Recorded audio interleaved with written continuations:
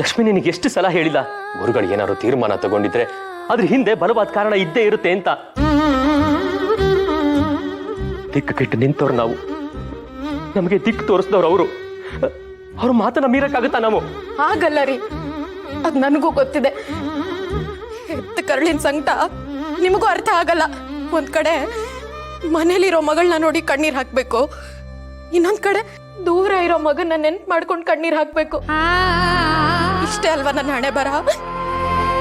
ಲಕ್ಷ್ಮಿ, ನೀನು ಪ್ರೀತಿ ಕೊಡೋದ್ರ ಬಗ್ಗೆ ಅಷ್ಟೇ ಯೋಚನೆ ಮಾಡ್ತಾ ಇದೀಯಾ? ಅವನ ಪ್ರೀತಿ ಜೊತೆ ಭವಿಷ್ಯನೂ ಯೋಚನೆ ಮಾಡ್ತಾ ಇದ್ದೀನಿ. ಅಲ್ಲ, ಅವನನ್ನು ಕಂಡ್ರೆ ನನಗ್ ಪ್ರೀತಿ ಇಲ್ವಾ? ಗುರುಗಳು ನಮ್ಗೆ ಅಂತ ಒಂದು ಜವಾಬ್ದಾರಿ ಕೊಟ್ಟಿದ್ದಾರೆ, ಹಾಗೆ ನಮ್ಮ ಮಗನ ಜವಾಬ್ದಾರಿನ ಅವ್ರು ತಗೊಂಡಿದ್ದಾರೆ. ಅದನ್ನ ಅವರ ನಿಷ್ಠೆಯಿಂದ ನಿರ್ವಹಿಸ್ತಾರೆ.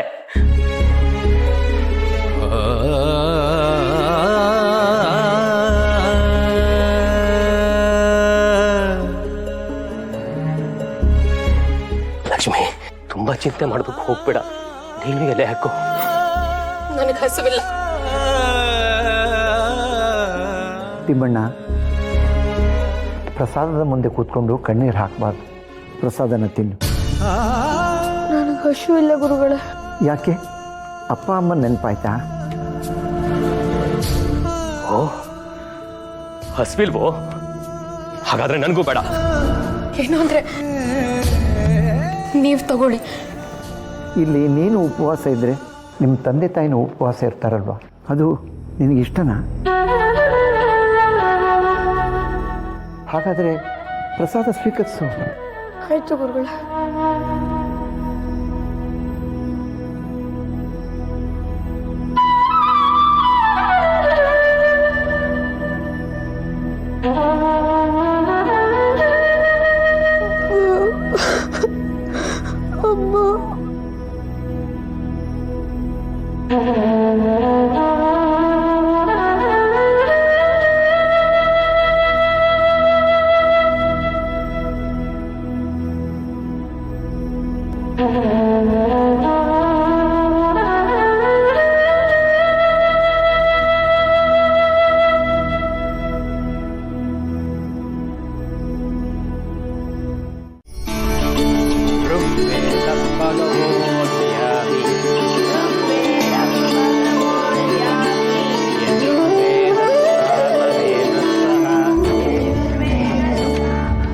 ಏನ್ ಹೇಳಿ? ಅಪ್ರಯೋಜಕ. ಅಗ್ಗಿಸ್ಗೆ ಹಾಕ್ತಾ ಇದ್ದೀನಿ, ಅಗ್ಗಿಸ್ಗೆ ಹಾಕ್ತಾ ಇದ್ದೀನಿ, ಅಗ್ಗಿಸ್ಗೆ ಹಾಕ್ತಾ ಇದ್ದೀನಿ. ಅಗ್ಗಿಷ್ಟಿಕೆ ಹಾಕೋ ನೆಪದಲ್ಲಿ ಪಾಠಕ್ಕೆಲ್ಲ ತಪ್ಪಿಸ್ಕೊತಾ ಇದ್ಯಾ? ಗುರುಗಳಿಗೆ ಹೇಳ್ಬೇಕಾಗತ್ತೆ ನೋಡು. ಅಗ್ಗಿಸ್ಗೆ ಹಾಕಕ್ಕೆ ಗುರುಗಳೇ ಹೇಳಿದ್ದು ರಾಮಚಂದ್ರ ಅಣ್ಣ. ಸರಿ, ಹಾಕಪ್ಪ.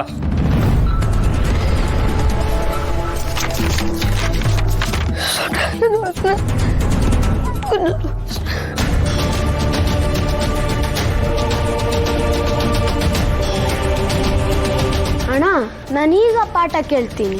ಹಾ, ಕೂತ್ಕೋ. ಮುಂದಿನ ಪಾಠಕ್ಕೆ ಹೋಗೋಣ.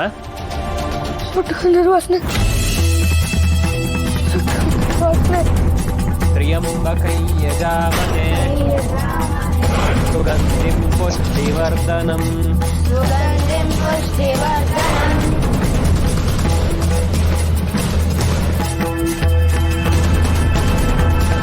ಶ್ರೀಯಮಾಮೃತಾತ್. ತಿಮ್ಮಣ್ಣ,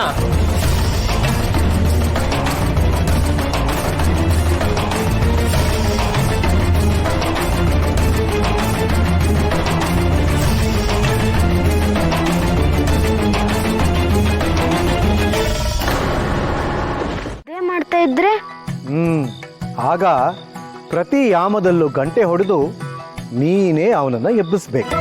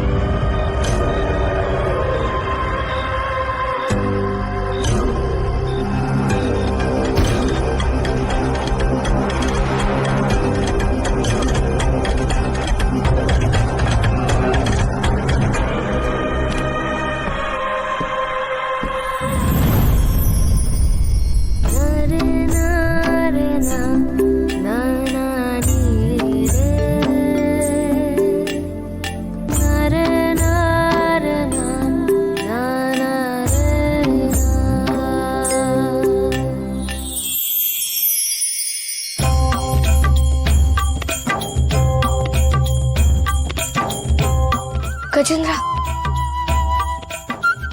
ಗಜೇಂದ್ರ